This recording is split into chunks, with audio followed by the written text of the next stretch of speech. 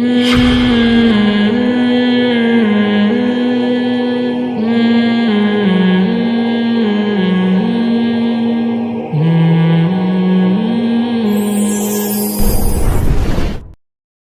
دن پہلے میری ایک صاحب سے بحث چھڑ گئی،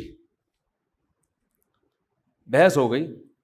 انہوں نے کہا یہ جو آج کل یہ جو غربت ہے نا، غریبوں کے بچے یہ بیکار ہوتے ہیں. غریب آدمی کو چاہیے اس کی اولاد ہی نہ ہو، کیونکہ کھانے کو روٹی نہیں ہے، پہننے کو چپل نہیں ہے، تو بہتر نہیں ہے کہ یار نسل ہی روک لو اپنی. اس غربت سے بہتر نہیں ہے کہ، یعنی ان کا خیال تھا کہ بچے صرف کس کے ہونے چاہیے؟ امیروں کے. وہ ذرا ایجوکیٹڈ ہوتے ہیں، اچھے اسکولوں میں پڑھتے ہیں، اور اچھا سلیقہ تمیز وغیرہ وغیرہ. میں نے ان سے کہا کہ آپ نا تربیت کی ڈیفینیشن ہی غلط کر رہے ہو.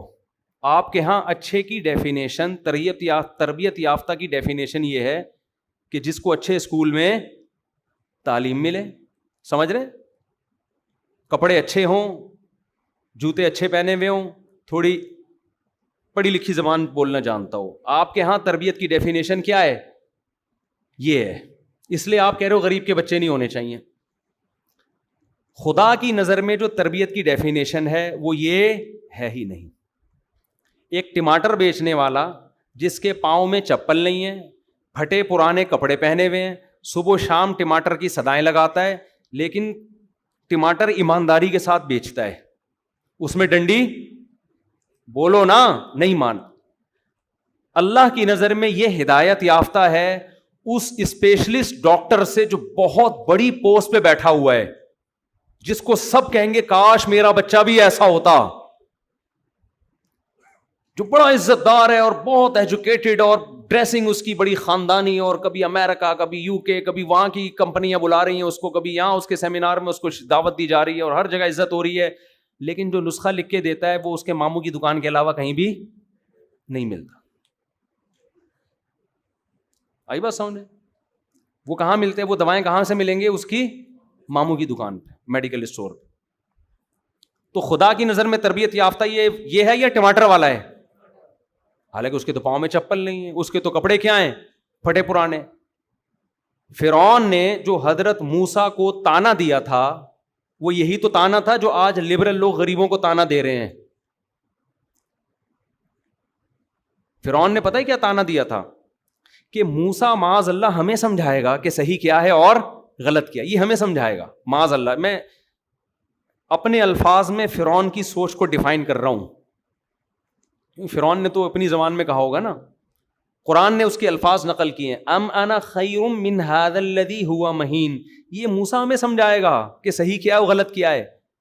ھذہ الانہار تجری من تحتی. میرے محلات دیکھو، میری ترقی دیکھو، میرا لائف اسٹائل دیکھو. اور یہ موسیٰ، یہ تو مہین قوم کا کمزور غریب مسکین ترین آدمی، موسٹ وانٹیڈ، جس پہ قتل کا کیس چل رہا ہے، تو یہ ہمیں سمجھائے گا کہ صحیح کیا ہے اور غلط کیا. تو فرعون میں ٹیکنیکل فالٹ کیا تھا؟ فرعون ڈریسنگ دیکھ کے اور گیٹ اپ دیکھ کے اندازہ لگا رہا تھا کہ ہدایت پر کون ہے اور کون گمراہی پر ہے. آج ہمارا پڑھا لکھا طبقہ وہی سوچ رکھتا ہے جو کس کی سوچ ہے؟ فرعون کی سوچ ہے.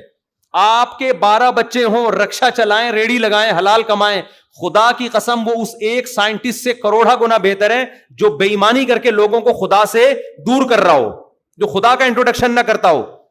اور ایسی ایمانداری بھی اللہ کے ہاں مقبول نہیں ہے جو گاڈ لیس ہو، جس میں آپ خدا کے تصور کو نکال دیں. آپ کہہ سکتے ہیں بہت سے پڑھے لکھے ایماندار ہوتے ہیں، ایمانداری اگر خدا پہ ایمان کے بغیر ہے وہ ایمانداری بھی اللہ کے ہاں کام نہیں آئے گی.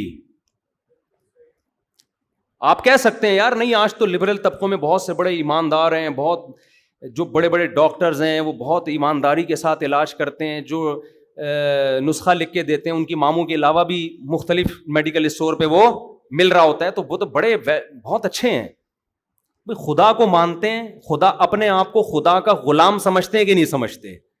اگر وہ اپنے آپ کو خدا کا غلام سمجھتے ہیں اور عمل سے بتاتے ہیں کہ ہم کس کو مانتے ہیں؟ خدا کو، پھر اچھے ہیں.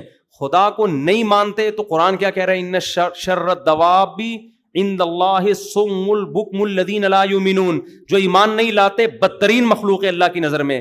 اللہ یہ نہیں کہا جو سچ بولتے ہیں وہ بہترین مخلوق ہیں یا وہ بدترین مخلوق ہیں بشرطے کے جھوٹ بولتے ہوں. ایسا نہیں ہے. سب سے پہلا کرائٹیریا اللہ کی نظر میں اچھائی اور برائی کا کیا ہے؟ جس نے پیدا کیا اس پر ایمان. سمجھ میں آ رہی ہے یہاں تک بات؟ اب آخری بات جو میں ٹاپک لے کے چلا ہوں. دیکھو جب ہم نے یہ فرض کر لیا, مان لیا کہ ہم کس کے غلام ہیں؟ اللہ کے. تو میں نے کہا اللہ نے پھر ہمیں ادھورا نہیں چھوڑا.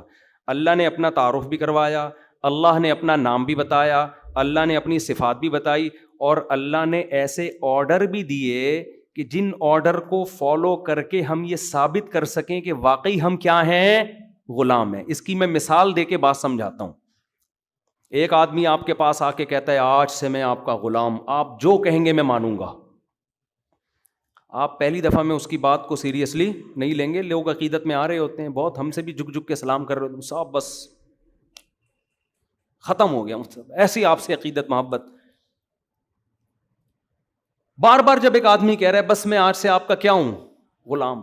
آپ مجھے آگ میں چھلانگ لگانے کا کہیں میں آگ میں چھلانگ لگاؤں گا, آپ مجھے کیٹو پہاڑ سے چھلانگ لگانے کا کہیں میں وہاں سے چھلانگ لگا لوں گا. جیسے صحابہ کرام نے بدر کے موقع پہ تقریر کی نا, نبی صلی اللہ علیہ وسلم نے دیکھا تھا ہم 313 ہیں اور سامنے مقابلہ کس سے ہو رہا ہے؟ 1000 سے. ہمارے پاس اسلحہ نہیں ہے, گھوڑے نہیں ہیں, ان کے پاس اسلحہ ہے. تو اب مقابلہ تو اسباب کی دنیا میں شکست ہے. تو نبی صلی اللہ علیہ وسلم پریشان ہوئے کہ پتہ نہیں صحابہ لڑ پائیں گے کہ نہیں لڑ پائیں گے. آپ پر بنی اسرائیل کی وہ آیات بھی نازل ہو چکی تھیں.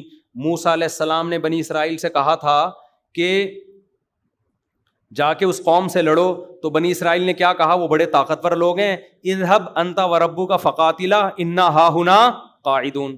اے موسیٰ آپ جاؤ اور آپ کا رب جائے, دونوں جا کے لڑو, ہم یہاں بیٹھ کے تماشا دیکھ رہے ہیں. تو یہ واقعات بھی نبی نے سنے ہوئے تھے نا.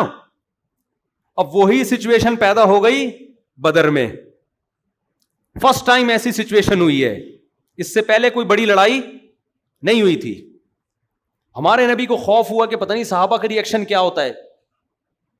تو حضرت ساتھ کھڑے ہوئے, انہوں نے تقریر کی, یا رسول اللہ ہم بنی اسرائیل کی طرح نہیں ہے کہ آپ سے کہیں آپ جاؤ اور آپ کا رب جائے. نا نا نا نا نا, آپ ہمیں آگ میں چھلانگ لگانے کا حکم دیں گے تو ہم آگ میں بھی چھلانگ لگائیں گے. ہمارے نبی خوش ہوئے, اور پھر صحابہ نے جو یہ دعویٰ کیا تھا نا آگ میں چھلانگ لگانے کا حکم دیں گے تو ہم آگ میں بھی چھلانگ لگائیں گے.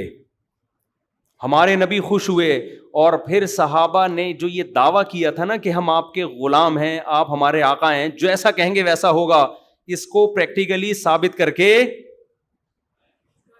دکھا دیا آپ نے, بدر میں دکھایا.